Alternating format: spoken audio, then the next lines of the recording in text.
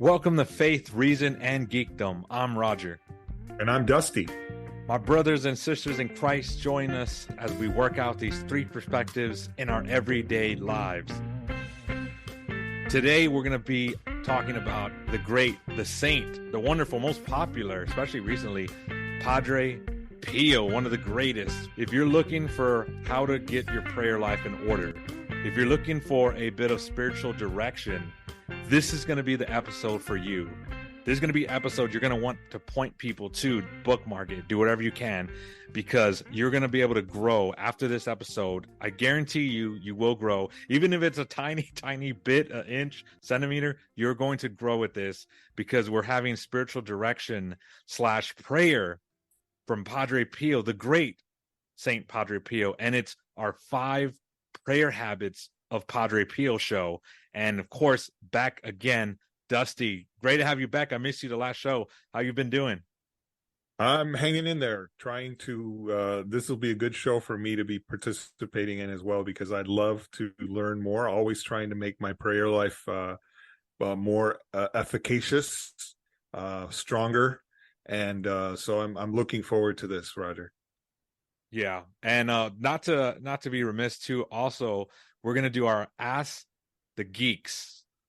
Very interesting. Yes, very interesting that we're going to talk about that. I think it's going to be fun. You guys are going to definitely also learn and geek out on those questions. Some of you guys might have some answered, or hey, I've been thinking about that. I'm glad they popped up with that question. So let's get right into it. And what I'm going to draw a lot on is obviously Padre Pio, but also there's this book that I want to recommend, and it's very good. And it's actually called Padre Pio's Spiritual Direction for Everyday Life. And it's by Father Pasquale. I can't say Pasquale. I'm sorry if anyone has that last name. Father Pasquale, yes. But it's Padre Pio's Spiritual Direction for Everyday Life. I'm going to draw from that, obviously, scripture, the great saints, and also just from personal experience. So that way everyone could take something away from this, and not in any particular order. So I'll say number 5. Again, just counting down, but not in order. They're all pretty good. Prayer is essential. No big crazy surprise here. If you guys are shocked, like, whoa, I didn't think about that. Yes, prayer. Now, Dusty, I want to kind of go to you real quick for this number 5 prayer for the 5 habits of Padre Pio. Yeah. Mm-hmm. In your personal life, can you give us some anecdotes from your personal life you had with prayers? Well, yeah. I remember talking some time ago to a priest and asked him what prayer should be like. Well, let me go back even further. When I was a kid, for example, I found it amazing that one of my spiritual advisors as a kid, who was my catechism teachers, they were 2 nuns from Ireland who I love dearly to this day, and thanks so much for my spiritual formation. When they revealed to me that prayer can be just a simple act of laying there in bed right before you go to sleep and thinking about your day and offering up what happened in your day to God.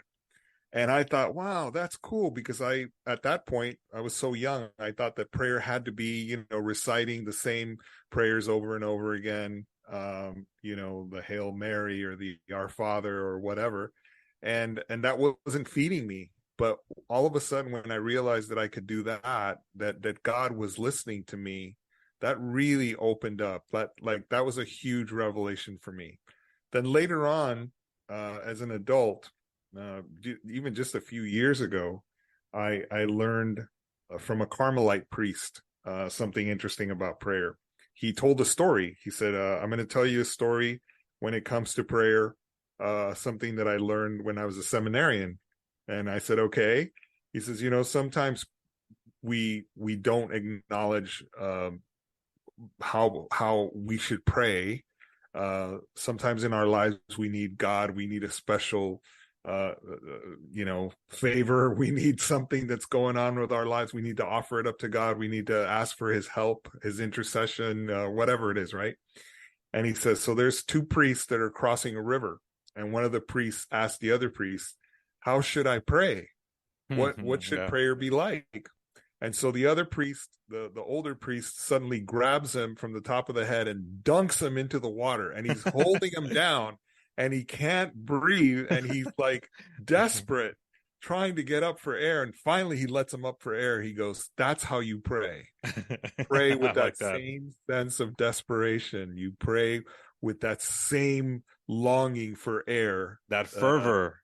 yeah, like that same fervor, that desperation that you had at that moment. That's what I want you to pray like. And I thought, wow, that's fascinating, because that's powerful prayer, you know? So it goes both ways. I think there's times when you have to take it easy on yourself and just offer it all up to God in your own meditations and your own uh openness with how your day went and how things are going in your life and maybe what you need. And then there are other times when you desperately need God, and Yeah. you need to pray that way. So Yeah. Well, you those are my two points. Yeah, great. Well, you talked about it too. You said it's not just about like a ritual or saying just words, a set of words or anything, but Right. we should look at it as like a very heartfelt conversation with our Lord and Savior. This is to help us get in the mode of being like in his presence and surrendering to him. And Padre Yes. Pio was very, very big on doing that, having reverence in our prayer and having like the word fervor. He would always Okay. talk about that, like the way you said. I love that you said that. We didn't even set Yeah. this up. Like that's perfectly tailgated right into what Padre Pio talks about, is having that gusto, that fervor, and again, just allowing that trust to take over. He also talks about like cultivating a sense of faith, not just acknowledging God, but depending on him for using his Oh, grace. That's interesting. big, depending on him. And it's not just, again, he talks about, of course, you have to have the beliefs, the doctrines, but you have to get deeper. You got to get underneath it, because it's actually like, it might sound like, to our Protestant listeners, brothers and sisters, you might say, yeah, because Padre Pio talked about you have to have a personal relationship with God. And again, this isn't a Protestant guy. This is Saint Padre Pio talking about we have to have a personal surrender to him. Also, Right. too, like it's also Padre Pio's big on prayer for the number 5 is because it helps us to actually overcome sin and different spiritual obstacles. He Mm-hmm. said, and I mean, I think we could all attest to that. And the church says this is a very powerful weapon against the forces of evil that can help us resist temptation through that obstacles. Now, he's very big on when you pray, have gratitude. When you Right. pray, have humility. When you pray, cultivate it with every being in your body. And remember, it's a personal conversation with God. And so that's Padre Pio on the prayer. And what I want to get to too is our number four prayer habits of Padre Pio that you guys do, the listener, could take this for spiritual direction. I think the number 2 is, guess what? I mean, I'm sorry, number 4, humility. Mm. Dusty, what can you tell us about humility as number 4? Well, we have to acknowledge at the very, very least, that God is amazing, right? And he is not only There's a the song about that, right? there are Amazing. several, yes. But the fact that he created our universe, that he created our lives, that he created so many amazing things around us, is already you're humbled before him. You have to be. I mean, we're nothing. We are but a speck of sand on a beach of compared to God. So yesterday there was an interesting support group that I was at, and it was a new class actually that I'm starting to take about how people grow in their lives, how they grow, and spiritually, especially. And one of the questions was, if you could ask to meet anybody on a park bench and get to ask questions, who would you pick? It could be anybody, living or past, deceased. Who would you pick? And my answer was Jesus. And I know that some Oh, you people might think cheated. it, yeah, Cheated. some people might think that's corny or whatever, but I really sat and thought about it. Like, if I had the opportunity to sit with anybody, I first thought, maybe Abraham Lincoln, or one of my, rock heroes or movie heroes or something. Yeah. But I thought, no, you know what? It would be really interesting to sit down and talk to Jesus. Yeah. And the first question I would ask is how much time do you have? Because I have so many Yeah. questions. All the time in So the world, he would say. yeah, right. And so, I would be humbled by that opportunity. I think I would be beyond humbled. I can't even imagine how I would be feeling to have that time, that ability to speak to Jesus in person. And maybe someday, hopefully someday I will. Yeah. Well, again, drawing on the great saint, when it comes to our number four prayer habits of Padre Pio, humility, of course, I think it also helps us recognize our own human limitations and our Yes. weaknesses. Like sometimes we think we're strong, sometimes we think we can do it all. But no, like Padre Pio would say, like you would knock that real quick and say, no, we're weak people. We have limitations. We can't do it. And we're all sinners. We all Yes. fall short. Even Padre Pio says that about himself.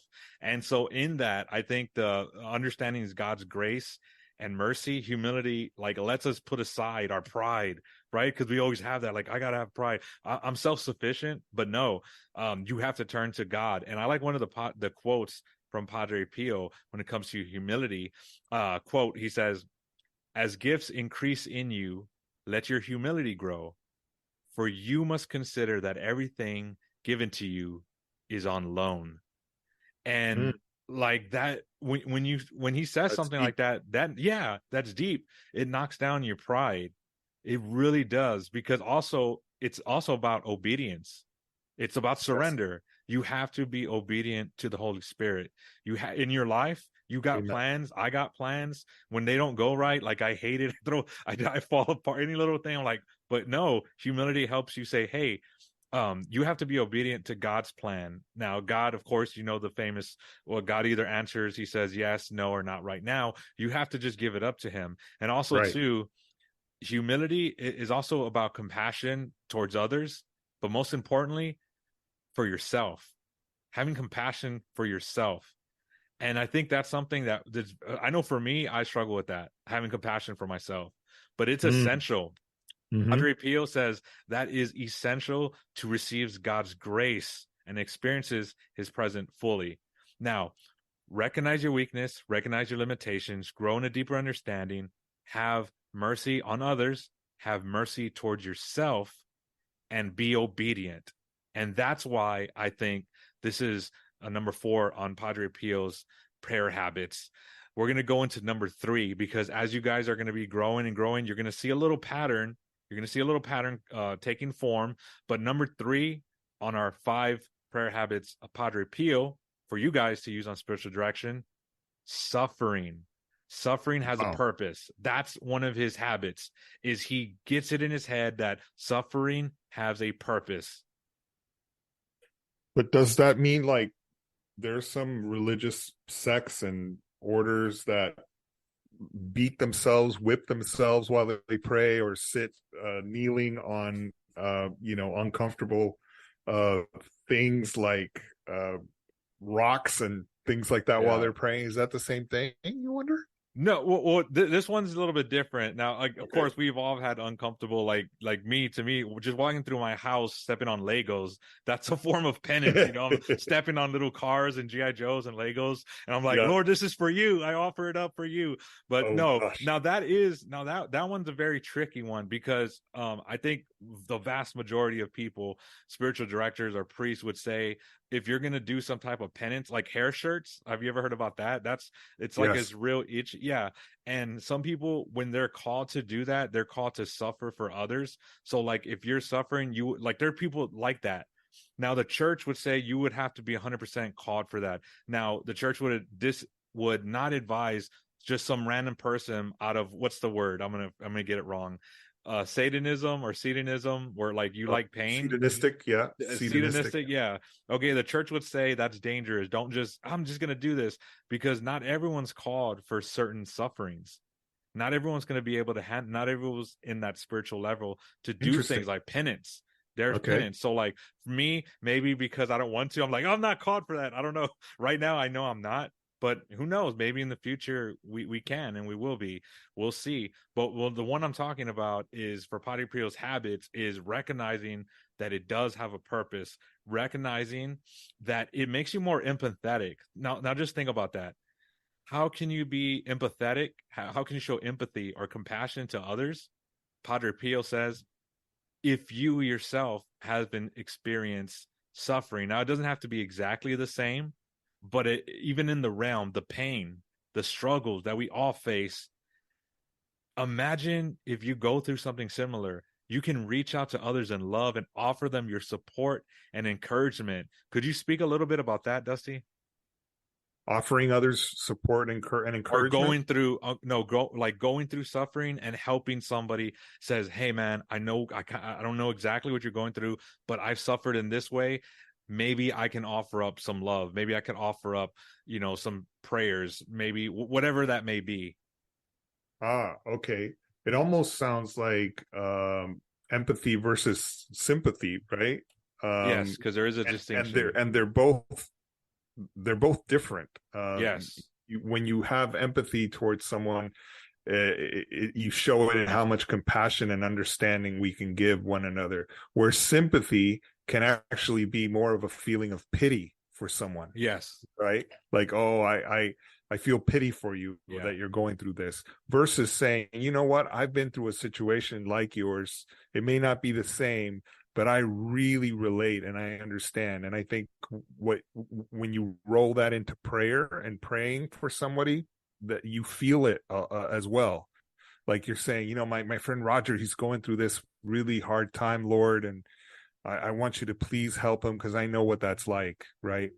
And the other thing that's beautiful that reminds me of this same conversation, and you just brought it up when you talked about stepping on Legos at your house, because Roger has like a ton of Yeah. kids, okay? Yeah. So A lot of and toys. he has a lot of toys everywhere. Is the ability to offer up your suffering for somebody in Yes. prayer. Yeah. That is a transformative thing that one can learn to do in your life, in our lives, when we are suffering and we can say, Lord, I am suffering right now, but I am offering it up. And I had a friend who told me the other day, whenever she is suffering and has a great suffering because of something that's happening in her life, she thinks not only of offering it up for somebody, but offering it up for somebody specific. And I thought that this was beautiful. It Yes. almost moved me to tears when she said, I offer it up for a child who may be suffering from cancer at Mm. a specific hospital, at Los Angeles Children's Hospital. She says, I get that specific when I say, Lord, I'm offering up my suffering so that this child who may be suffering from cancer at LA Children's Hospital suffers less. And I thought, wow, that's powerful. So empathy, sympathy, offering your prayers up in empathy and in suffering for somebody else. I think all of those things get rolled into one for me. Yeah. And like you said, like, you suffer with someone. It's different from pity, like, oh man, that sucks. But Yeah. the good kind, I would say, or the Padre Pio way would be, you with suffer with somebody. And I think Okay. that's very powerful. So let's get to our number 2, 5 prayer habits of Padre Pio. And the prayer habit that you guys want to cultivate, it's going to be something that, you know what, it is difficult. It definitely is difficult. Having forgiveness is a good habit to have, especially Saint Padre Pio's talks about, like, it's very difficult, right? We know people. You could think about someone right now. I'm sure if you Yeah. take 1 or 2 seconds, that, like, man, I don't know if I could forgive this. But Padre Pio and Jesus obviously would say, you have to forgive others as God forgives us. Hey man, that sounds familiar. Oh yeah, that's right. The Our Father. Have you heard of it? I know some of us. I know you people have heard of it. Yes, just like he said, forgive me, or as I forgive the. Right? You say that, and when Yes. you say that, it's like stubbing a toe. It's like, oh, man, that's difficult. But Padre Pio believes that forgiveness is a transformative act that leads to spiritual growth. Not only that, it does have an inner peace. That's the essence of it. And we have to draw on these teachings and wisdoms from the great saints, especially Padre Pio, and learn how to cultivate this habit of forgiveness. Because if you think about, like, what is God's nature, right? What is the nature of God? Obviously, to being, right? Being, existing, but Yeah. also love and mercy. And so Padre Pio talks about how God's love is boundless and his forgiveness knows no limits, right? It's not Mm-hmm. just a southern rap group, No Limit Records. It's an actual thing. It's actual thing that the church says, hey, you God have no, the forgiveness, it's no limit. It's there's no way you could extinguish it. And so through forgiveness, we actually participate in God's redemptive work to contribute in the reconciliation of ourselves, broken relationships, people that hurt us, all types of relationships that need mending. And forgiveness, again, we talked about it. It also, you want to talk about how to like suffer with people, how to be Yeah. sympathetic, empathy, compassionate. Well, guess what? Forgiving people, that teaches you that. When you do Well, that, that's nothing but cultivating and making it stronger. there are also Bible verses that contain a lot of information about forgiveness. One of the ones that I think about is Matthew 6. Mm, Matthew chapter 6 talks about if you forgive others, then your heavenly Father will forgive you. If you yes. don't forgive others, your heavenly Father will not forgive your own sins. So that's very important, right? Because Christians should forgive others just as God forgave them through Christ himself, through Jesus, right? It's a very, very important example. Um, obviously there's also other things in the Bible that say things like don't judge others and you will not be judged. So if you're sitting there not forgiving somebody and not judging someone, how can you ask not to be judged yourself? And Mm. and then there's that famous quote I can think of too, that Jesus replied to Peter when asked, how many times do I need to forgive someone? And he Yes. said 77. He asked him Times 77 something times, or square what to the is it? second power and all that. Yeah, Yeah. 70 times, 77 times, Yeah. right? The number is obviously a symbolic phrase, and it's not literal, but it Yes. refers to the never-ending ways that we should try to forgive someone. Yeah. Well, all I know is that thank God it's not literal, because there's some people that be like, wait a minute, 70 times. Oh, you're done. You're done. Like, I'm done with you. I don't have to forgive you. No, no, Yeah, no. We do have to forgive. But let's yeah. go to And we can our, find our own forgiveness too. Let's not forget oh, in yeah. going to confession and going to reconciliation, where Jesus basically says your sins are forgiven. And sometimes that's all we need is to unburden ourselves for those things that we're carrying, because it's a heavy burden to carry Well, our own it sins. robs you. I mean, that grudges and Yeah. turmoil, like, it robs you of your peace and your serenity. So the way to Amen. break free from the chains of resentment, the chains of unforgiveness, Mm-hmm. liberation, to have that peace, tranquility, like, forgiveness is not something just to dismiss. It is Yes. something that Padre Pio would very, very much love you guys and all of us to form that habit. And the habit, number one habit of Padre Pio's 5 habits, is a recognition that God's mercy is limitless. Now, Mm. this is what I want people to kind of recognize. You see, there is what is a line through. If you realize the 5 habits, which are all great by themselves, prayer, humility, all this forgiveness, but if you see the line through, it all points to Christ. It all points Mm. to God. Everything goes back to Christ, right? Point me to Christ. Point me to Christ. I think Mauricio, we had him last time. That was like a big thing because I think I quoted it and people kept like liking it and stuff like that. Like, yes, Okay. steal more of Mauricio's quotes. No, but yeah, Okay. like, point me to Christ. And Padre Pio, in these 5 habits that we all want to cultivate and we need to practice, especially me, I need to cultivate them too. But Sure. it's point me to God. Point me to God. And number one is recognizing God's mercy is limitless. Make that a habit, because Christianity is deeply rooted in the concept of what? Salvation through our Lord Jesus Christ. And the great saint says, God's nature, it's in his nature to have mercy. It's in his nature to not turn his back on us. We turn our back on him. Like, God doesn't put, because I remember one time my son was like, well, if God's so nice, why does he send people to hell? And I'm like, no, no, no. God never sends people to hell. Mm. You, the person, the doors open. It's almost like this example. Let's say you're having dinner with family and it's Thanksgiving or whatever. Okay. Somebody comes in and your long lost son or friend or cousin, whatever, long lost, whatever, comes in, and you're like, hey brother, come in, man, come join a meal, but he's dirty and wet and soggy, and you have all your family there, and he's doing something he's not supposed to be, or he's smoking drugs, or he's doing what, just you get the analogy, right? Sin, Sure, something, sure. he's doing something, he has something, wearing a t-shirt that with the middle finger, whatever, wearing a t-shirt, I hate God, whatever, and you're like, brother, come in. All I ask, the door's open, you can walk in. All I ask is, in this house, right, this paradise, like heaven, in the Yeah, presence of God, the presence of all the people who are owed respect, right? We owe God respect. We owe the saints respect. All we ask is you clean up a little bit.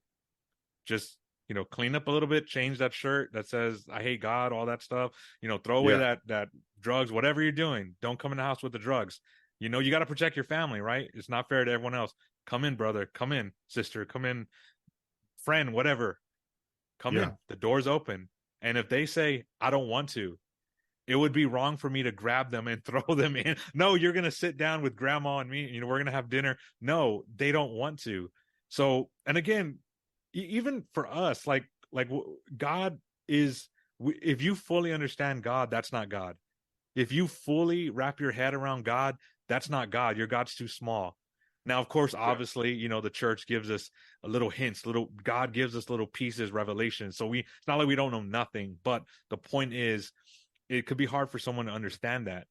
But it all comes back to God's mercy. The door's always open. All right, brother. Well, you know what? You can go, but whenever you're ready, the door's open. We're gonna save a plate for you. And Padre Pio talks about that the mercy, it also just gives us hope and solace. And we have to think about that. Meditate on the hope and solace that is felt. Get away from the guilt, get away from the shame, get away from the despair, with like God's limitless mercy. Like, get away from all of that. Like, oh man, I did this, I sinned, you did that. Okay, get back up. Get back on the path. Renewal. It's all about renewal, right? I know Father Will is always talking about renewal and renewal. Like, Saint Padre Pio's ministry always talks about renewal, going to confession, going to people. I mean, it's. I can't stress how much boundless God's mercy is, and isn't it a beautiful thing, right? Yes. Well, God's mercy does not absolve us from our responsibilities, Yes. but offers us a second chance. Mm-hmm. He shows mercy for us, uh, especially through our suffering, our healing, our comfort, and caring for in caring for us in our distress. I think that God's mercy um, is an amazing thing because it's greater, I think, than any of us could have mercy on some people, honestly. And his compassion and his kindness are a reflection of his love for us. I think God's mercy is seen throughout the Bible as for example, in the Old Testament, when he rescues the Israelites from Oh slavery. yeah, yeah. Yep. And then in the New Testament, when he sends his only son to die Mm-hmm. for our sins, Mm-hmm. you know, those are two big, huge examples of God's mercy. I would hope that he have mercy on us. No, I don't hope. I know that he will have to show mercy for me to be able to ever get to heaven, Yeah. because Yeah. I have not been a perfect person and I've made a lot of mistakes. I continue to make mistakes in my life every day. And even if I spent the rest of my life trying to turn all that around, I would still require his mercy to be let into the house, like you just gave that example, for Yeah. me to be clean enough to come into his kingdom, So Yeah. and so what else are we left with? I think um, in Deuteronomy, there's a quote as I look up what's in the Old Testament about mercy. Know then that God, your Lord, is God, the faithful God Mm. who keeps covenant to mercy to the thousandth generation Mm. towards those who love him and keep his commandments. In other words, if you keep his commandments and you love him, you truly love him, then he's going to show mercy towards you, right? He's going to have that steadfast love for you as well. Mm. So Mm-hmm.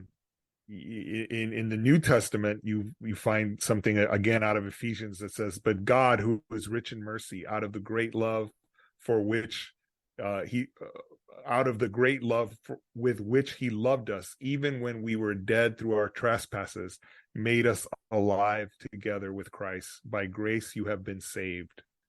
But for wisdom, out of James 3:17, but for wisdom from above is first pure, then peaceable, gentle, willing to yield, full of mercy and good fruits, without a trace of partiality or hypocrisy. So there's a lot of scriptures, I'm sure, if we dug even deeper, that talk about God's mercy. And Padre Pio is obviously very wise to bring that up as one of his things. I didn't know much about Padre Pio's prayer life, other than maybe a few anecdotes, but I remember hearing that he used to like to spend several hours in prayer and meditation before Mass. Wow. So that's like, wow, talk about like living a life for God. That's incredible. He's going to say Mass every day, but he's going to spend time in prayer and meditation, hours sometimes before Mass. And after Mass, I remember he would also go up to the choir loft and proceed with giving prayers of thanksgiving with other people in the small church where he was. So it's interesting that that we're discussing this topic. I'm learning a lot. Are we done with the list, or is there more? Yes, that's all the list. But I want to leave on this quote: prayer is an oxygen of the soul. Prayer is an internal and sometimes external invitation for God's grace and mercy.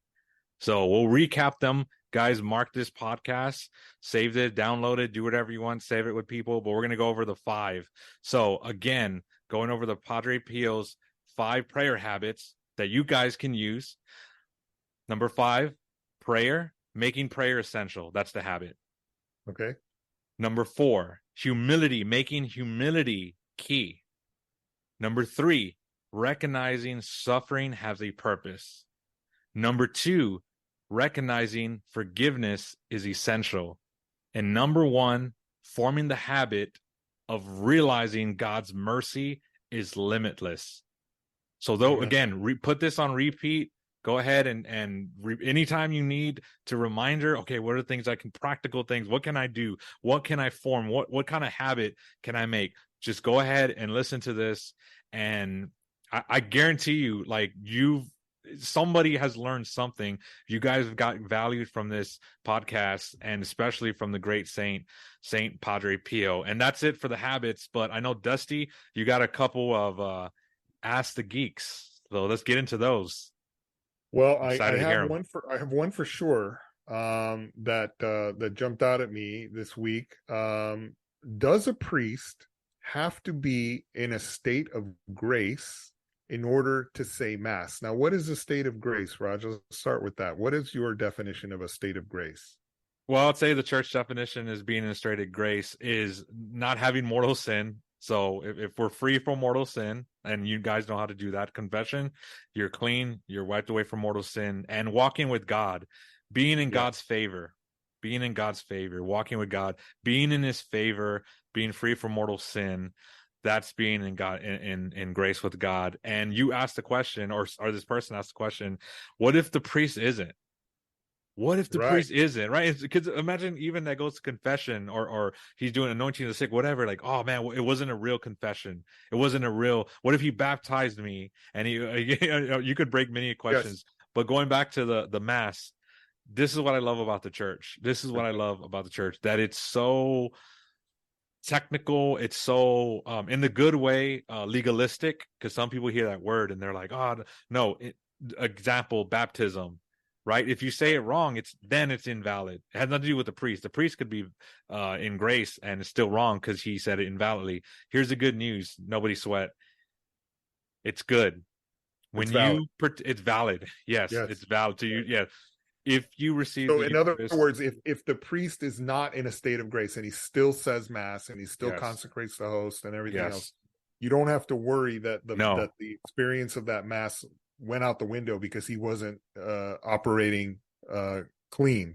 Yes, it's still valid. It's valid. You didn't miss your Sunday obligation because it's good. Right. There's nothing wrong with that, and so you can rest assured. Don't worry about that. You're good. You're good. It doesn't matter. I mean, obviously, that's good. Matters, but yeah. uh, there's actually a Latin term. You've gotten way ahead in this question. There's a Latin term apparently that exists for a priest who is operating from a not good place like that, and it's called ex opere operato. And there's whole discussions about that within the you talk about the technicality of the Yes. church and how you love that somebody Sacraments. has actually put Yeah. bought into all of that, right? The sacramental importance of Yeah. all of that is important. The holy sacrifice of the mass, the the views, the proper disposition, all of that is actually been addressed, right? Yeah. But let's go back to the original question. Yes. Does a priest have to be in a state of grace in order to say mass? And this is what the canon law says. Canon number 916 says, anyone who is conscious of grave sin may not celebrate mass or receive the body of the Lord without previously having been to a sacramental confession, unless there is a grave reason that there's no opportunity to confess. In this case, the person is to remember the obligation to make an act of perfect contrition, which includes the resolve to go to confession as soon as possible. Yeah. And So that's we for the get a priests chance. only, right? Just to make it clear, if anyone's in the mass, it doesn't affect them. Apparently, it applies. That canon, as I read it, says anyone who is conscious of grave sin may not celebrate mass or receive the body of the Lord. Yes. Right. So we're receiving. Not only is it the priest's responsibility who's celebrating the mass, but it's our responsibility who are Yes. Yeah. receiving God, through the Holy Eucharist. If we are being guilty or carrying that grave sin, you called it something else, you call it mortal sin. Yes. Grave sin applies here as well. So we have an opportunity, if you don't know what you're doing or what you're saying or why this is important, at the very beginning of mass, the first thing we do is say the act of contrition. Yeah. I'm sorry for all my sins. Through my fault, through my own grievous Yes. fault, and therefore I ask you and all the saints in heaven to intercede for me to the Lord our God. So what this is saying is, if you didn't have a chance to go to confession and you're going to receive the Eucharist, to be sure to make an act of perfect contrition, meaning make it like as hardly felt as possible when you're saying that, and be aware of it and asking for forgiveness in front of the entire church, which we all do together in unison, right? Thank goodness we don't have to do it individually. The priest will say, hey, Oh, Roger, get up yeah. here and do Yeah. your act of contrition, because I know that you haven't had a chance to go to Yeah. confession, that I want you to ask for intercession in front of the whole congregation. Get up That'd here, be Roger. crazy. That'd be Yeah, crazy. that That'd would be be great. wild. Even to So hear people sin like do one it. at a time Yeah, so going we up do it there. all as a group at the beginning of mass, and that's an important part of mass that people just overlook. They don't even think about it. They aren't even aware of it. I think a lot of people aren't. Yeah. So But I think too, obviously the priest shouldn't, right? If he's aware of any graves, obviously he shouldn't. But for example, just a hypothetical, if a priest, because it says what's the word, the exact word, knowingly, right? Did yeah, you say no? So like, let's say a priest wasn't, he didn't have full conscience that he was knowingly in sin, and let's say he was in mortal sin and he still okay, celebrated it, like, if he didn't know it, obviously everything's good. People that go there, you fulfilled your obligation. Of course, if you are disposed to receive Eucharist, obviously. So I just don't want to worry people that if they're disposed, they went to confession, they're disposed, and they receive the Eucharist from that priest who doesn't know that he's in mortal sin. And I don't want them to think, oh, that's not valid, it wasn't really the Eucharist. No, that's still good. But obviously, yeah, if you're in mortal sin, you got to get that taken care of, for the priest, especially for the priest, because to serve our Lord in the Mass, it's a big thing. It really is. absolutely. Now here's another big thing that I've heard brought up, and I've even brought it up because one of our friends, we've had him on the show before, is a Buddhist monk. He went to high school with me. He turned into a Buddhist monk. Interestingly, we both went to Catholic school, and he is very devout in his faith. But he told me recently, um, he was telling me, you're so stressed out, I want you to practice yoga. And I had heard on Catholic radio that one of the speakers referred to the practice of yoga as being a cult or sinful. So I've been concerned about it. And some people like me, I would be practicing the yoga to stretch my muscles and get rid of some of that stress, right? But I don't want to do it if I'm in danger in some way. And I'm sure that the church has chimed in on this. Roger, what have you heard? Or you started smiling the moment I brought this up. No, because I would say no, absolutely do not do that. I was smiling because I was listening to several podcasts recently, and man, I'm gonna forget them. I think one of them was, well, they're both from two exorcists, by the way. I want to say Father Martin or Martin, or I think it was on Pints with Aquinas. He's an exorcist priest, and so he was talking about that recently. And let me preface this with saying this. Obviously, you can find priests that are exorcists and good theologians on both sides. The ones that I trust and the people that trust, for like Harry Potter, right? I know I've gotten in little, I won't say arguments, but little disagreements with people that said you can't listen to Harry Potter or you can't read Harry Potter, it's evil. No, the people that I listen to, the theologians, they're very orthodox. All right, they're nothing crazy. They're orthodox. The priests, exorcist priests, they say no, it's fine, and I agree with them. I'm like, no, it's Harry Potter, it's not crazy. But the one thing that I was kind of like the Harry Potter thing I've come around to is yoga, because after hearing it, so like let's say this, I've yet to run into a theologian or a priest that had said no, it's okay. I haven't read into. I'm sure they're out there. Really? But I'll tell you why. Because there's the word. I don't remember the word, but I don't know if it's. I don't think it's just this particular yoga. But when the exorcist priest, I think Father, man, I want to know. Anyway, when he was saying the name, he said a word in front of yoga. He goes, "Oh, Kushis yoga or Kushna yoga." Or he said a word in front. I don't know if you know because your friend's Buddhist. There's a word he kept saying and then said yoga. Yes. That's a very specific type. What is that called?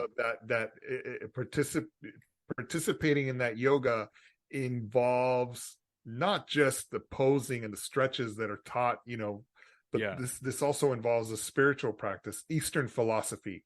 In Hinduism and Buddhism, in Jainism, there's different types of yoga that span into spiritual practices, right? So what you are pointing to is very specifically a spiritual type of yoga, and that's probably out of bounds in regards to how the church would feel about you participating in that, because I would say definitely not only can it be morally problematic depending on various considerations, but it could theoretically, because it is a spiritual practice, pose a danger to one's own Catholic faith, and whether or not to what degree you understand that you're participating in it materially cooperates in promoting erroneous beliefs. I could see where that would be a red flag for most priests and most like you say theologians who discuss it. I'm talking about just exercise, just literally pure stretching and stress relief, as I put it earlier. Is that okay? And the church and priests that have weighed in on the subject say, yeah, that's okay. That's stretching or yoga. Well, some yoga classes, yoga classes, believe it or not, like they have yoga at LA Fitness, right, where I go to my gym. Those are just about stretching and physical stress relief. We don't chant or obviously that's out of, like, Reiki's out of bounds. Spiritual. They don't do that. They get in trouble for doing that, I think, at LA Fitness, right? Oh wow, that's crazy. But I remember real quick. I remember the name of it was Carlos, Father Carlos Martins, and it was on Pints with Aquinas, and he was talking about Reiki. Like, you can't do Reiki, that's a no-no.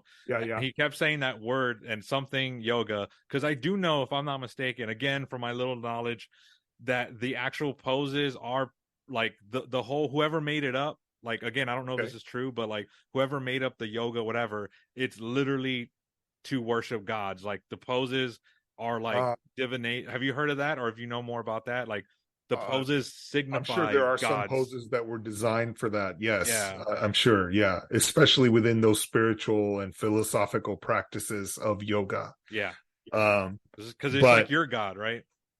yeah, yeah. But I would doubt that, especially if you're not. It's not being promoted in that way. Like, Uh-huh. I can think of several poses where you're just doing it to stretch a certain part Yeah, of your muscles yeah, group, yeah, a physical therapy type of thing. yeah, So I don't think, therefore, there's nothing wrong with learning and using those poses or stretches if your back is hurting in a certain place, or if your yeah, quads are hurting in a certain place, or whatever, right? um but once you bring that spiritual aspect in, that's where it becomes yeah. dangerous, and it creates a huge red flag for many people What I would probably in the do church. is get like downward dog. There's certain like There you go. there's Downward certain dog. yeah. Oh, That's a I popular did one. P90X for about 2 days, right? I did Okay. P90X for 2.5 So you days. know about this. Okay. Yeah, yeah, P90X stuff. They had yoga in there, but I would say this is what I would kind of do. Maybe like if you're like, no, I need to do it, or it's good for my back. There are certain Okay. poses that are just like similar to downward. It's not like they don't have a copyright on all those stuff. So I would do Right. certain stretches in that like purely for exercise, but I wouldn't do a program. For example, if yoga was like, okay, do downward dog followed by this, followed by that, then you do, I would stay away from that, even if, because that could be a form of like the worship, whatever. So throw it all over. Just be like, I'm just going to do downward dog right now. I think that just pure exercise, doing those particular things are good. But as soon as you like do the formula, I would say Yeah. stay away. Because at first I wasn't like that. Because again, Harry Potter, I don't think it's bad. But I've just been coming across people that have been like very sketchy of Reiki and anything like that, yoga, Buddhist practices, because there's been an increase of exorcisms. Like I've been hearing a bunch of exorcism shows, new ones have just come out in Okay. the last few months, and I keep running into that, and they're like, "You don't understand." People go to hot The yoga, doors that you're opening. yeah, yeah. So that's why I'm like, Got it. "Oh man." But again, for what you're talking about, I think just doing a stretch in here that should be fine. Yeah, but stay away Yeah. from all Yeah. that yoga stuff, like the regular. Yeah. The other You'll types be of spiritual possessed all of a yoga, sudden, right? speaking in different languages and Latin and all that. Yeah. Oh, that'd be Right. scary. Exactly. Right. Well, there's a lot of yogis and people who have Yeah, convinced their students to meditate and find enlightenment in certain poses and things like that. I think yeah. that's Don't where do you that. start opening doors, right? Yeah, We want to keep them closed. Um, yeah. in any case, very interesting discussion. Do we have anything else on the menu tonight? Yeah, We're well, I think running out that's of it. time quickly. Yeah, I think that's it. I just, of course, want to say, please, guys, if you got value from this episode or from this podcast, please leave a review, rate, share it to your friends, Spotify, Apple, iHeart, wherever you can find most podcasts will be there. Definitely. We appreciate everything. We appreciate you guys listening to us. And once again, cultivate these habits and learn these two geek things that you probably didn't know, or you probably thought about, or you're like, yeah, I always wondered that. So I hope you guys, we bring to you a lot of good content. I am Roger. And I'm Dusty. And thank you for being with us, and God bless. God love you.